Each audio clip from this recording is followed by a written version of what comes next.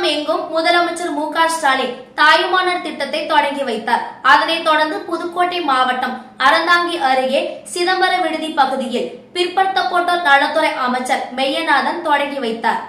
புதுக்கோட்டை மாவட்டம் அறந்தாங்கி அருகே உள்ள சிதம்பர விடுதி கிராமத்தில் நியாய விலைக் கடை அருகில் மாற்றுத்திறனாளிகள் மற்றும் வயது முதியோர் ஆகியோருக்கு வீடுகளுக்கே சென்று நியாய விலைக் கடையில் உள்ள பொருட்களை வழங்க தமிழக அரசு திட்டமிட்டிருந்தது.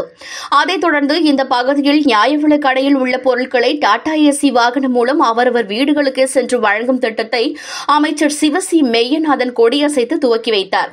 அதன் பின்பு வருவாய்த்துறையினர், ஊரக வளர்ச்சித்துறையினர் மற்றும் அரசு அதிகாரிகள் நடந்து சென்று வயதில் முதியவருக்கு ரேஷன் பொருட்களை வழங்கினார். இந்த பொருள் மாற்றுத்திறனாளிகளுக்கும் 70 வயது மேற்பட்டோருக்கும் வழங்க அரசு உத்தரவிட்டிருந்தது.